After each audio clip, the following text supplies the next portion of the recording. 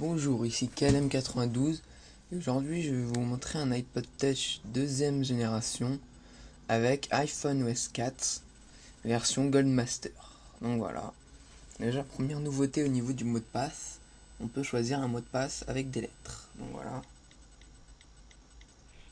Et ensuite une fois que vous avez fini, vous appuyez sur OK. Votre iPod se déverrouille. Donc voilà, là je suis sous iPhone OS 4 avec Game Center. Voilà un exemple de dossier. La doc aussi a un peu changé, donc ce n'est pas vraiment flagrant. C'est très facile pour les dossiers. On peut déplacer une application n'importe quand et la remettre. C'est vraiment simple. Alors au niveau des réglages, il n'y a pas beaucoup de nouveautés au niveau des réglages. À part là sur un iPod Touch, donc vous voyez bien. Et il n'est pas Jim Blaké, bien sûr. Regardez, je vais vous montrer tout de suite. Donc là, voilà. Aucune application du genre Cydia n'est présente dessus. Donc il n'est pas Jim Blaké. Mais donc la principale nouveauté, c'est un mode avion sur les iPod Touch. Mode avion qui selon moi ne sert pas vraiment à grand chose. Voilà, on peut activer le Wi-Fi. Et là à ce moment là, ça fait un peu comme sur un iPhone un peu. Ensuite, au niveau du fond d'écran, donc pour les iPhone 3GS ou les iPod Touch de 3ème génération, on peut mettre un fond d'écran sur le Springboard directement. Donc voilà, on peut faire ça. Donc au niveau de la luminosité, bon, pas grand chose qui change là-dessus. Voilà, jusque là il n'y a pas grand chose comme nouveauté. Donc, je vais vous montrer que je suis bien au 4.0, excusez-moi. Attendez 2 secondes, je vais cacher le numéro de série. Attendez, excusez-moi.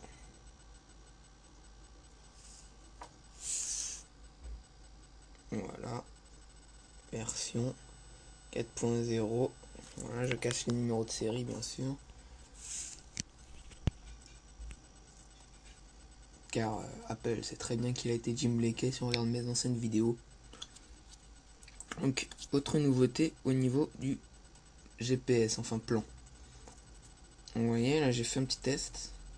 Donc là en mode recherche, je trouve que la localisation est beaucoup moins précise qu'en 3.3 par exemple. Mais elle reste quand même correcte pour un iPod Touch en fait. Oups, j'ai pas été au bon endroit. Ah. Mais il m'a pas localisé au bon endroit. Bon. Enfin bref. Voilà. Donc voilà, là ce qui est bien au niveau du GPS, qu'il n'y avait pas avant, c'est ça en fait. Là on peut passer. Et on peut avancer.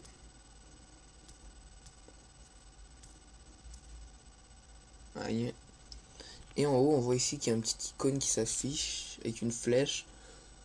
Un peu comme celle-là. Excusez-moi. Un peu comme celle-là. Qui s'affiche. Ouais, c'est la même en fait.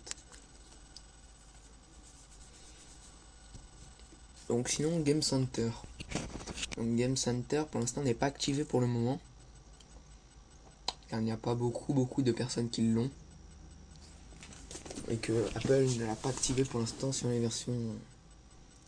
Surtout votre état. Aucun jeu, donc voilà. Amis, personne, demande, personne, parce que forcément personne n'est inscrit encore. Donc moi je vous conseille, dès que vous avez votre iPod Touch ou iPhone bien sûr qui passe au 4.0, c'est tout de suite de vous créer un pseudo, car avec les milliers de personnes qui l'utilisent dans le monde, le pseudo que vous avez choisi sera vite fait pris quoi. Donc moi vous voyez, moi j'ai pu choisir mon pseudo sans que personne me le prenne avant. Donc voilà, c'est parfait. Donc voilà, sinon il n'y a pas beaucoup de nouveautés. Une autre grande nouveauté aussi, qui selon moi est très utile, c'est au niveau des morses, des playlists.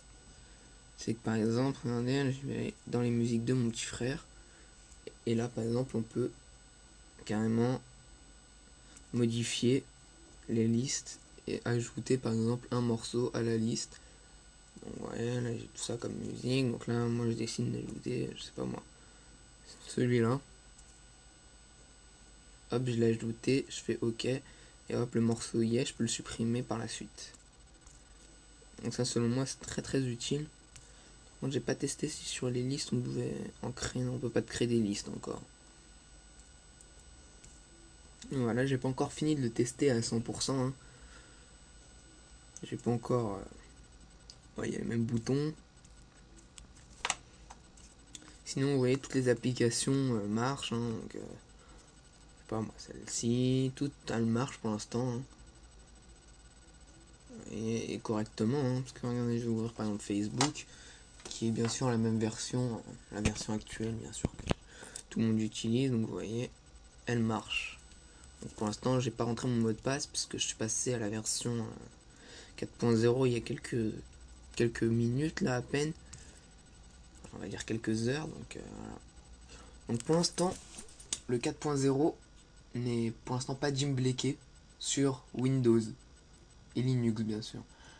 Il est que gimblaké pour Mac.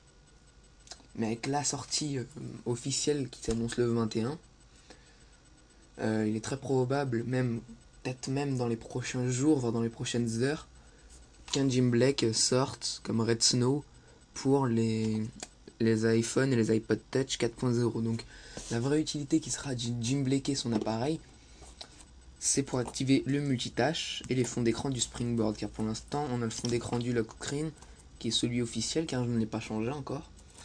Donc voilà, la grande nouveauté sera de pouvoir activer, attendez une seconde, je tape mon mot de passe, pouvoir activer ceci. Voilà, de pouvoir activer tout pour que, voilà. Ou sinon, peut-être que comme ce firmware n'est pas disponible sur les iPhone V1 et les iPhone V1 et les iPod Touch première génération, il est très probable aussi que des hackers trouvent, ou des programmeurs, enfin ouais, hackers trouvent un moyen d'installer ceci sur les iPod Touch première génération, les iPhone V1. Donc voilà. Franchement, la seule chose qui manque, c'est le multitâche. Car vous voyez, quand je fais un double tap, ça m'envoie sur les musiques et non pas pour l'instant sur le multitâche. Mais dès qu'une gimblack sort sur Windows, je vous promets de la tester tout de suite. Car là, j'ai testé la version sous Mac. Donc qui est assez facile puisque, comme l'indique sur tous les tutoriels internet, on a juste à brancher son iPhone ou son iPod Touch 3G ou 2G, à le brancher à l'ordinateur.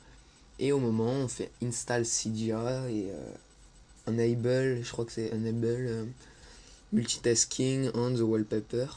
Donc voilà, on active tout ça et puis après, bon, c'est pareil, on choisit son firmware et ça patch le firmware automatiquement. Donc en gros, on restaure l'appareil. Donc c'est assez simple. Voilà. C'est vrai que même au niveau vue, il est vraiment très facile à prendre en main, car voilà. Ici c'est extrêmement rapide. Utility, c'est un dossier qui est d'origine. Ce n'est pas moi qui l'ai créé, il est vraiment d'origine. Ah, une autre chose que j'ai pas testé, est-ce qu'on peut faire des dossiers vides? Ça je n'ai pas testé, je pense que non. Mais bon, sait-on jamais. Avec Apple, non, on peut pas faire de dossier vide. Donc voilà, et pour créer un dossier, c'est extrêmement simple.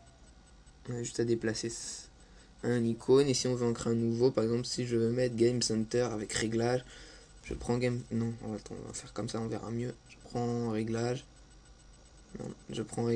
je le déplace sur Game Center, et là on va voir que le contour va un peu s'éliminer, voilà. Et là on peut utilitaire, donc là on peut renommer. Donc voilà, c'est assez agréable, assez facile d'utilisation.